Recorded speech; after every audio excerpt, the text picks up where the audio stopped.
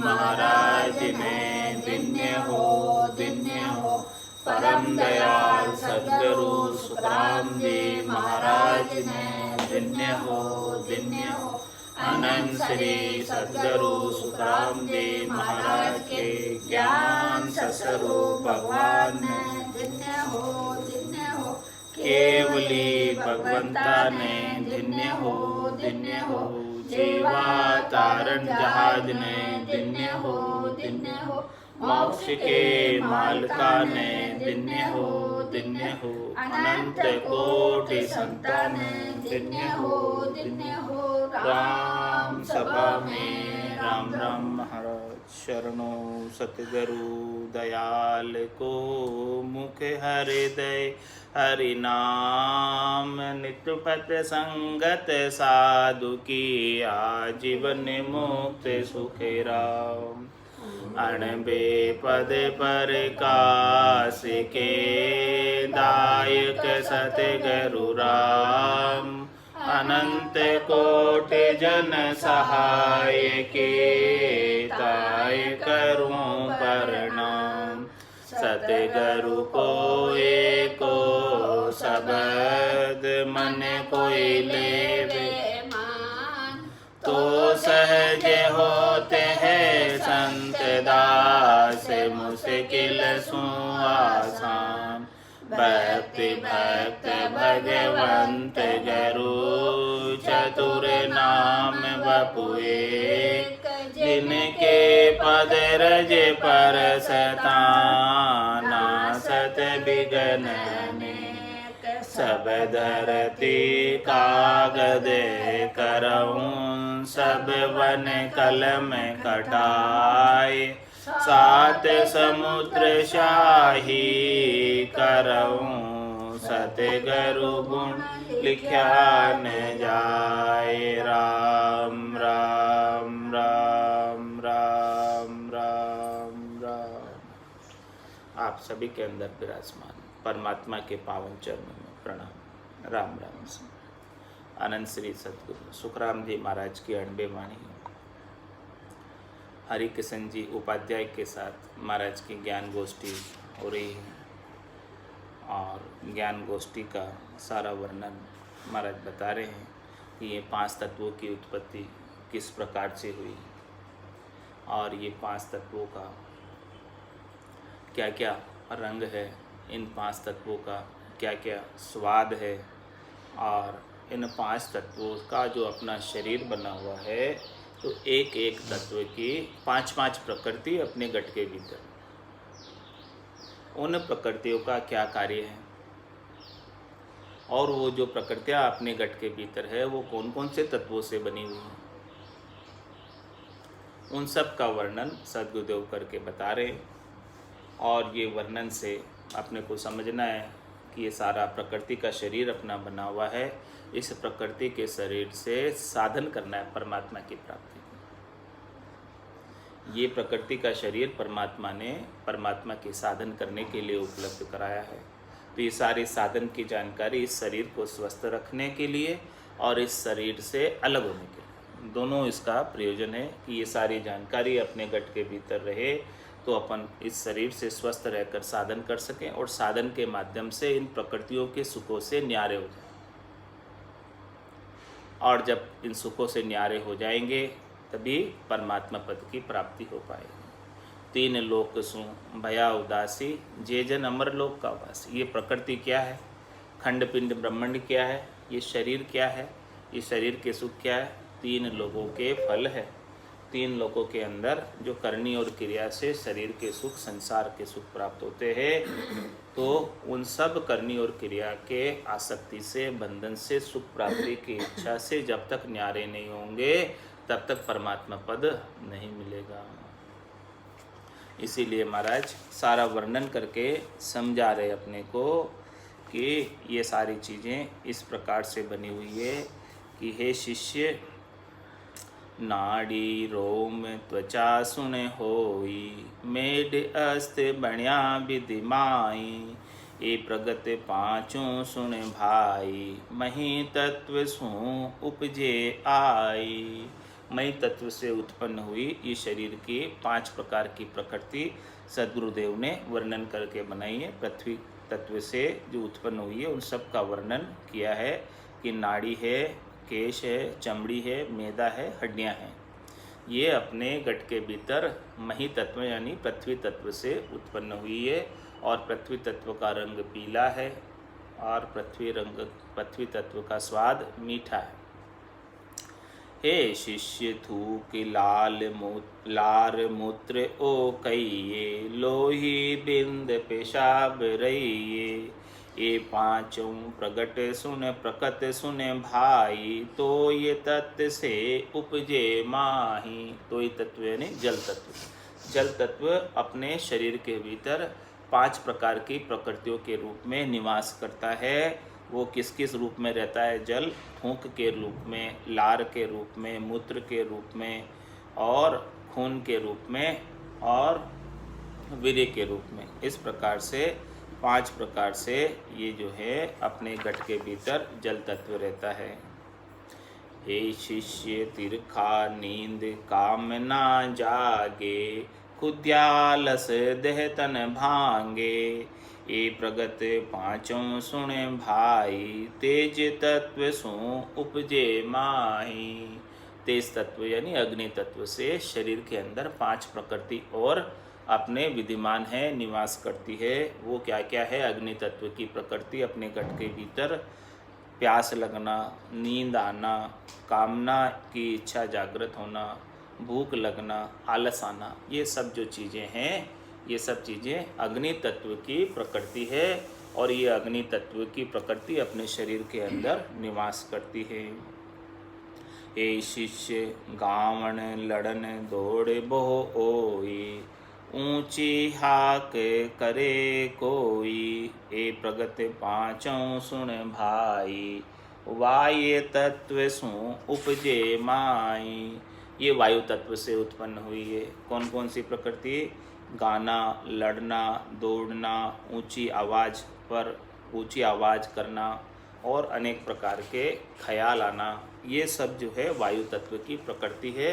अनेक प्रकार के विचार आना, ये सब वायु तत्व की प्रकृति अपने गट के भीतर निवास करती है। उसका परिणाम ये सब होता है। हे शिष्य राग द्वेष ये डिम्ब कुवावे, पकड़े मून मोह गट आवे। ये प्रकट पांचों सुन भाई, ब्रह्मंडन सु उपजन आए।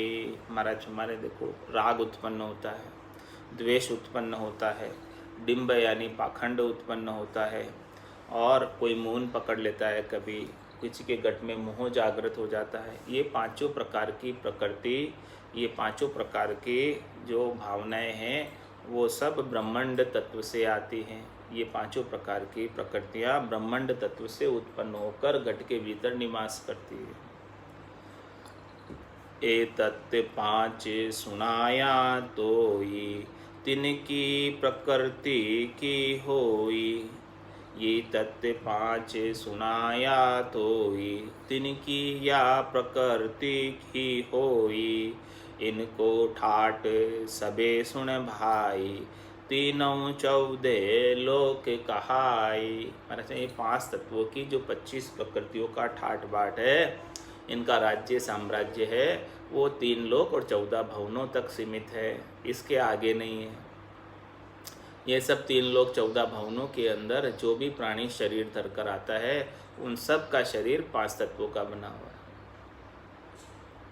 और 5 तत्वों के अंदर अपनी अपनी 5-5 प्रकार की प्रकृतियाँ सबको व्याप्ति है, सबके अंदर विद्यमान रहती है और सब उसके अनुसार, प्रकृति के अनुसार कार्य करते हैं। तो इनको ठाट सबे सुन भाई, तीनों 14 लोक कहाई। 3 लोक 14 भवनों के अंदर यानी खंड पिंड ब्रह्मांड स्वर्ग मत पाताल सब जगह इनका राज है। 5 तत्वों की 25 प्रकृतियों का यहाँ तक तो इनका पसारा है। इसके बाद आगे चौथे लोक में इनका पसारा नहीं है। जो इनसे न्यारा होकर चौथे लोक में चला जाता है वो उसे वापस जन्म मरण में नहीं आना पड़ता।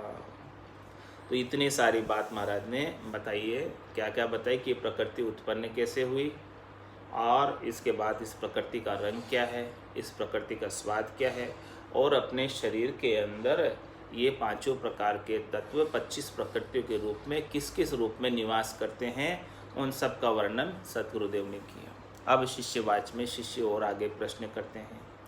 ओ स्वामी जी, एतम भेद बहुत विधि दिया, भांत भांत करे निर्णय किया, अब मैं बूझूं गरु सोई, देह स्थूल कहाँ को होई।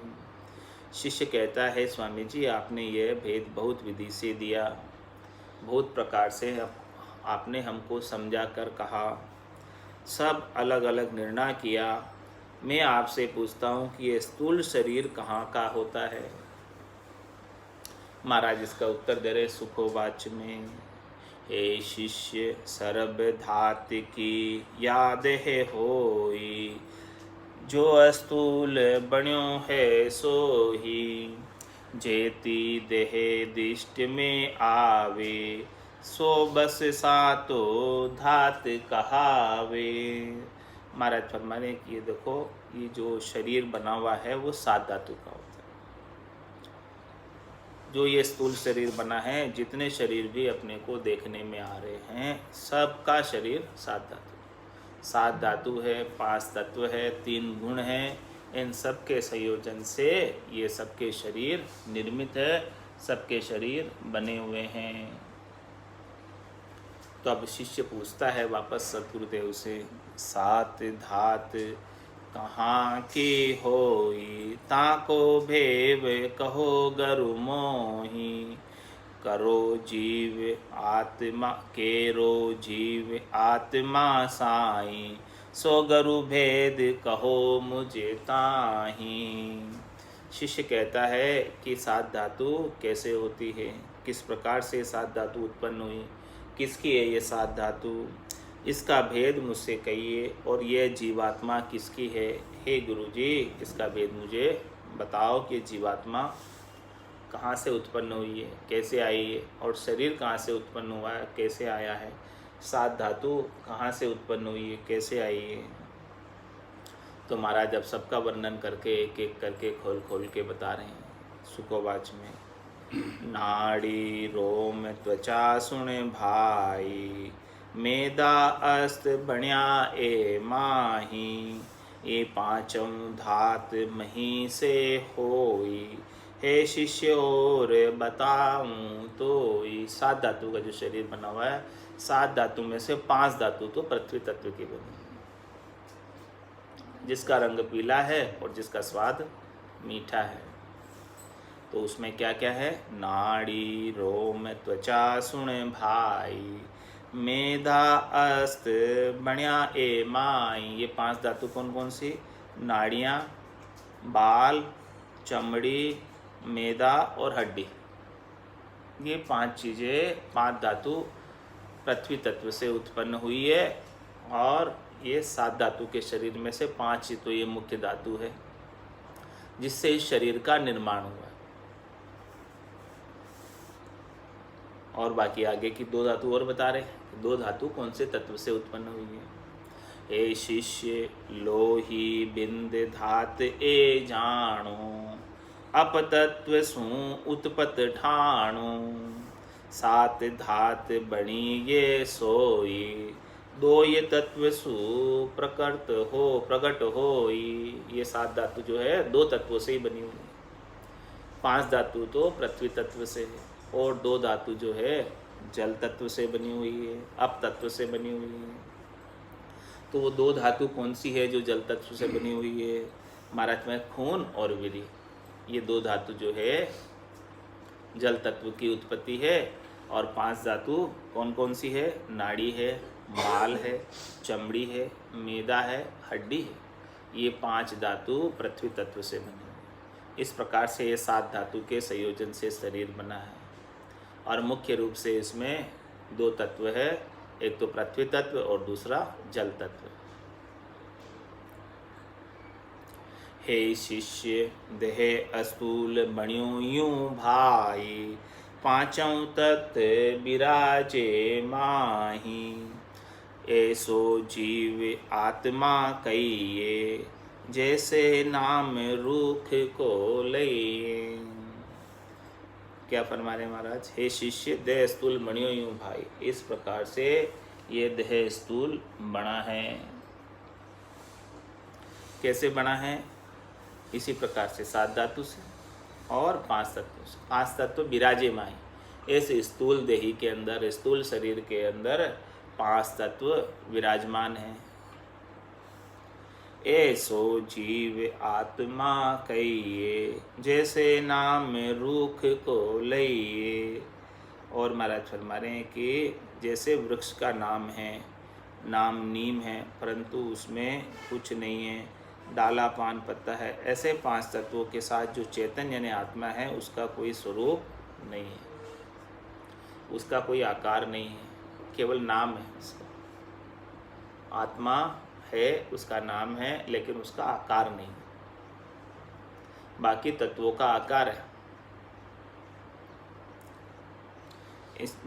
ऐसो जीव आत्मा कहिए, जैसे नाम रूप को ले। कोई वृक्ष का नाम लेते हैं, वैसे आत्मा है, नाम है केवल उसका, आत्मा का आकार नहीं है। आकार तो इन 5 ही तत्वों का बना हुआ सबका। आत्मा का अपना कोई आकार नहीं है, आत्मा का अपना कोई रूप नहीं है, बस वो उसमें अरूपी आत्मा निवास करती है। हाँ, बोलिए, अरूपी आत्मा उसके अंदर निवास करती है। तो शिष्य पूछता है, हो स्वामी जी यो तुम भेद कयो समझाई, ऐसे जीव आत्मा कुआई। अब मैं या बूझूं गुरुदेवा, काया माए कहो तत भेवा।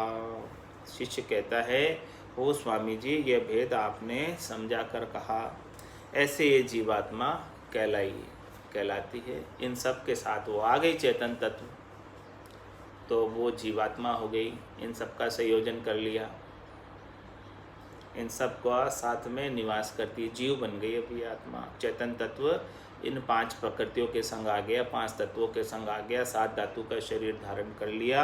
अब वो जीवात्मा कहलाने लगी, पहले आत्मा थी। अब मैं गुरुदेव पूछता हूँ कि ये शरीर में तत्वों का भेद कहिए। कहाँ कहाँ द्वार आहार सो साई, कहाँ कहाँ तत् विराजे माही। ताको भेव विधि कर कहिए, को आहार कौन विधि लइए। कहाँ कहाँ द्वार है और कौन कौन तत्व उसमें विराजते हैं, इसका भेद खुलासा कहिए। ये क्या क्या आहार किस विधि से लेते हैं। अब महाराज इन सब का भी उत्तर दे रहे हैं शिष्य के प्रश्न का। हे शिष्य मही तत्व को यो घर भाई, 16 पाँख कमल कंठ माही। सब रस श्राव परख के न्यारा, मुख दरवाजा शोभ विचारा। महाराज फरमाते हैं कि ये शिष्य पृथ्वी तत्व का गर कंठ कमल है। पृथ्वी तत्व मुख्य रूप से कहाँ निवास करता है? कंठ कमल में निवास करता है, जिसमें 16 पाँख है। पूरब के रास्ते वाले मानते हैं सब रस को परख कर अलग अलग स्वाद बताता है। इसका दरवाज़ा मुंह है, पृथ्वी तत्व का दरवाज़ा मुंह है, और इसके अंदर सारे स्वाद अलग अलग परखने में आते हैं। हे शिष्य पवन तत् नाभगर झाणो, बासा आहार ग्राण मुख ठाणो। आछी बुरी न्याव कर देवे, पवन आहार बास को लेवे। हे शिष्य वायु तत्व का गर नाभि है, यानी वायु तत्व जो है नाभि तक जाती है और नाभि से ही वापस श्वास उठते हैं, श्वास नाभि तक जाते हैं। और आहार जो जीव पाता है वो कहाँ से पाता है? मुख से पाता है। और वायु इस नासिका से नाभि तक जाती है। हे शिष्य पवन तत् नाभ गर जाणो, बासा आहार ग्राण मुख ठाणो। और ये जो खुशबू लेता है वायु के साथ खुशबू का आहार करता है, वो कहाँ से करता है? इसका मुख कौन सा है? नासिका। नासिका के माध्यम से वायु अंदर प्रविष्ट करती है। आछी बुरी न्याव कर देवे, खुशबू अच्छी आ रही है कि बदबू आ रही है, उसका न्याव भी यहीं हो जाता है। पवन आहार बास को लइए, इस प्रकार से ये पवन जो है श्वासा के अंदर आहार इसका सुगंध का है, सुगंध अच्छी है तो वो ले लेता है, और बदबू आ रही तो वहाँ से अलग हो जाता है। और इसका घर नाभि घर है, नाभि स्थान तक वायु पहुँचती है। हे शिष्य तेज तत् हिये गर जाणो, ए मुख नैण रूप सब खाणो। कर व्योपार इसी विधि भाई, रूप करूप कहे समझाई। हे शिष्य तेज तत्व का घर हृदय है, हृदय में तेज तत्व विराजमान रहता है, अग्नि तत्व विराजमान रहता है हृदय के अंदर। और ए मुख नैण रूप सब खाणो, मुँह आँखें हैं इसकी तेज तत्व की, तेज तत्व का मुँह क्या है? आँखें। और इसका आहार क्या है? रूप है। आँखें क्या करती है? रूप का दर्शन करती है, तेज तत्व। इस तरह अलग अलग रूप समझा कर कहता हूँ। कर व्यापार इसी विधि भाई, रूप कुरूप कहे समझाए। कौन सा रूप अच्छा है, कौन सा रूप कुरूप है, ये सब निर्णय आँखों के माध्यम से हृदय से हो जाता है। ए शिष्य तो ये तत्व प्रकृति जाणो, इंद्रिय मुख भग आहार बखाणो। तिरिया संग बहुत सुख पावे, बिंद छूटे सो द्वार कुआवे। हे शिष्य जल तत्व का घर प्रकृति है, इंद्रिय उसका मुँह है, भग आहार है, स्त्री के साथ बहुत सुख आता है, जो वीर्य छूटता है वो द्वार कहलाता है। हे शिष्य धुर आकाश तत्व को भाई, ब्रह्मांड माय बण्यो घर जाए। श्रवण मुख सा आनंद आहारा, वाचा ज्ञान सुनो सब धारा। हे शिष्य आकाश तत्व का घर ब्रह्मांड है, श्रवण यानी कान इसका मुख है, और इसका जो कानों का रस आता है, कानों का सुख आता है कोई सुनने से, तो वो इसका आहार है। और वचन सुनकर ज्ञान धारण करता है कानों के माध्यम से, वो सब गुण जो है आकाश तत्व का है, ब्रह्मांड तत्व का है। हे शिष्य पांचू तत्व कया में तोई, आगे लार कैण में होई। पण ये घर द्वार इसी विधि भाया, सो में तो कुंभरण बताया। हे शिष्य मैंने तुझको पांचों तत्व कहे हैं, आगे पीछे कहने में आ सकते हैं, पर इनके घर द्वार इस तरह से हैं, सो मैंने तुझको कहकर बता दिए। अब शिष्य पूछता है वाच में, तत् आहार द्वार सब भाक्या, तामे कछु संदेह न राख्या। अब मैं या भूजूं गरुराई, प्रकट आहार कहाँ ले खाए। शिष्य कहता है गुरुदेव जी आपने तत्वों का आहार बतलाया, उसमें कुछ भी फर्क नहीं रखा। अब मैं आपसे ये पूछता हूँ कि प्रकृतियाँ आहार किससे लेकर खाती है? महाराज उत्तर दे रहे इस बात का, हे शिष्य अस्त आहार चालन को कहिए, मेधा आहार धावणों सही। त्वचा नावण केस सुलझाया, नाड़ी आहार हुलसन भाया। ये सबको ताकत कहाँ से मिलती है? अपने घट के भीतर जो ये 7 धातु है, इन 7 धातुओं को पोषण कहाँ से मिलता है? 7 धातु का शरीर बना हुआ है, तो इनका भोजन क्या है, यानी इनका आहार क्या है, इनका पोषण कहाँ से होता है, किस प्रकार से ये शरीर हष्ट पुष्ट रह सकता है, वो भी अब शिष्य ने पूछ लिया। तो महाराज इसका भी वर्णन करके बता रहे। क्या बता रहे? हे शिष्य, अस्त आहार चालन को कहिए। हड्डियों का आहार क्या है? चलाना, चलना, इनको हिलाना डुलाना। हड्डियों को जितना आप चलाओगे उतनी हड्डियां स्वस्थ हो जाएगी। किसी के घुटने में दर्द होवे और वो चलने लग जाए तो उसका घुटना ही ठीक हो जाए, और चलना छोड़ दे, घर में बैठ जाए बिस्तर पे, तो ज़्यादा दर्द बढ़ जाए उसके अंदर और ज़्यादा तकलीफ़ हो जाए। तो महाराज फरमाने कि देखो, आपको हड्डी को आहार पहुंचाना, वहाँ ताकत पहुंचानी है, तो इसके लिए इसको चलाना पड़ेगा। इसको चलाओगे तो अपने आप जहाँ ताकत की ज़रूरत है वहाँ ताकत पहुंच जाएगी। उसका आहार वहाँ से पोषण प्राप्त करती है। इसको पोषण कहाँ मिलेगा? चलने से। इसलिए कभी घुटना दर्द करे तो चलना मत छोड़ो, चलते रहो, चलते रहो, तो अपने आप चलते चलते ठीक हो जाएगा। अपने आप चलते चलते ठीक हो जाएगा। हाँ, कुछ भी दर्द हो कहीं भी तो उसका मूवमेंट करो। महाराज के मूवमेंट करने से ठीक होगा। फिजियोथेरेपी में क्या करते हैं? मूवमेंट ही तो कराते हैं।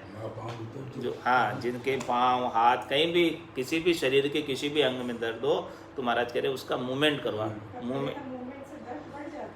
नहीं, वो शुरू में लगता है बढ़ रहा है, लेकिन अल्टीमेटली ठीक हो जाता है। धीरे धीरे। हाँ, शुरू में लगता है कि अपना देखो दर्द बढ़ रहा है, लेकिन अपने को छोड़ना नहीं, उसको करते रहना। आहार ही वही है, वो ताकत ही वहाँ से प्राप्त करेगा। उसका आहार मतलब महाराज कह रहे हैं कि आपके गट के भीतर हड्डियाँ है, तो उसका आहार ही चलाना है। इसको आप चलाओगे तो वो अपने आप ताकत ले लेगा, ताकत आ जाएगी। चलाओगे नहीं तो उसमें ताकत है जो चली जाएगी। पड़ी पड़ी मशीन को जंग लग जाता है, ये मशीन है, इसको चलाते रहोगे तो ताकत इसमें अपने आप आ जाएगी। ऐसा महाराज आहार बता रहे। हे शिष्य, अस्त आहार चालन को कहिए। शिष्य ने पूछा कि महाराज ये आपने सारे 7 धातु तो बता दी शरीर में, अभी 7 धातु का पोषण कैसे करें? एक एक धातु पुष्ट कैसे होवे ताकि शरीर ताकतवर होवे, बलवान होवे, वीर्यमान होवे, पुष्टवान होवे? उसका क्या उपाय है? उसका उपाय ये है कि हे शिष्य, अस्त आहार चालन को कहिए। मेदा आहार धावणो सही। मेदा यानी आपके अंदर मांस, वो कब पुष्ट होगा? जब आप दौड़ लगाओगे। धावना यानी दौड़ लगाओ। हाँ, दौड़ लगाओ तो अपने आप शरीर जो है अंदर से पुष्ट हो जाएगा, ताकतवर हो जाएगा। दौड़ लगाओगे तो हड्डियाँ भी काम करने लग जाएगी और आपका जो है अंदर पुष्टि भी आ जाएगी। और त्वचा नावण केस सुले जाया। त्वचा का क्या हार है? अच्छे से नहाओ, रोज स्नान करो। हाँ, तो रोज सुबह उठकर नहाना जरूरी है। यदि त्वचा को साफ रखना है, स्वस्थ रखना है, ताकि इसके अंदर बैक्टीरिया पनपे नहीं। हाँ, और छेद भी खुले रहे तो रोम छिद्रों से पसीना टॉक्सिक बाहर निकल जाए, इसका जो भी है। तो वो छेद खुला तब रहेगा जब आप रोज उठकर सुबह प्रातःकाल में स्नान कर लो। तो त्वचा का आहार, त्वचा को साफ रखना है, सुंदर रखना है, शरीर को स्वस्थ रखना है। किस लिए रखना है? भजन करने के लिए। भजन तभी न कर पाओगे जब शरीर आपका स्वस्थ होगा। तो त्वचा नावण केस सुलझाया। केसों का क्या हार है कि इनको सुलझा के रखो, उलझाओ मत। केस उलझ जाएंगे तो क्या होगा? टूट कर जड़ जाएंगे। ये सुलझे हुए रहेंगे तो ये पुष्टि को प्राप्त होंगे, लंबे हो जाएंगे अच्छे से सुलझे हुए रहेंगे तो। और नाड़ी आहार हुलसन भाया। मतलब अंदर जो आपके गट के भीतर नाड़ियाँ हैं उनका क्या हार है? वो नाड़ियाँ पुष्टि को कैसे प्राप्त होती है? महाराज माने हुलसन क्या होता है? हमेशा प्रसन्न रहो, राजी रहो। प्रसन्नता ही नाड़ियों का आहार है। आपकी नाड़ियाँ अंदर जो चल रही है वो स्वस्थ कैसे रह सकती है? आपकी प्रसन्नता से वो स्वस्थ रहती है। यदि आप प्रसन्न हैं, हमेशा प्रसन्न चित्त मुद्रा में रहते हैं, तो आपकी सारी नाड़ियाँ को आहार मिल जाता है और वो पुष्टि को प्राप्त होती है और नाड़ियों के अंदर रक्त आराम से बह पाता है। हाँ, वो उसमें रुकावट नहीं होती है प्रसन्न रहने से। और प्रसन्न नहीं रहते हैं, दुखी रहते हैं और चिंता में रहते हैं, अवसाद में रहते हैं, तो अंदर अनेक प्रकार के नाड़ियों के रोग हो जाते हैं और फिर वो नाड़ियाँ पुष्टि को प्राप्त नहीं होती है, तो फिर उसमें रक्त का बहाव, बीपी कम ज़्यादा हो जाता। रक्त का बहाव क्या, ब्लड प्रेशर ही तो है। किसी की बीपी कम हो रही है, किसी की बीपी ज़्यादा हो रही है, उसका कारण क्या है? मुख्य इन नाड़ियों को आहार नहीं मिल रहा है। इन नाड़ियों का क्या आहार है? इन नाड़ियों का आहार है प्रसन्नता।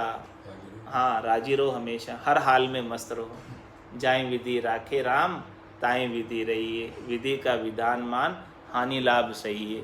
राम राम राम राम राम राम कहिए। आप तो भजन करो और मस्त रहो, ये नाड़ियों का आहार मिल जाएगा। नाड़ियाँ कभी तकलीफ में नहीं आएगी, अंदर से नाड़ियाँ सब सही तरीके से काम करती रहेगी। जो हमेशा प्रसन्न रहता है, हर हाल में मस्त रहता है, परिस्थिति अनुकूल हो प्रतिकूल हो सब तरह की चलती रहती है। न तो अनुकूलता हमेशा रहती है और न प्रतिकूलता हमेशा रहती है, दोनों भी चले ही जाने वाली है, कोई रहने वाली भी नहीं है। इसीलिए महाराज फरमा रहे हैं कि आप तो हमेशा प्रसन्न रहो, खुशी रहो। खुशी रहोगे तो ये सब चीज़ें आपके आनंद की बराबर बनी रहेगी।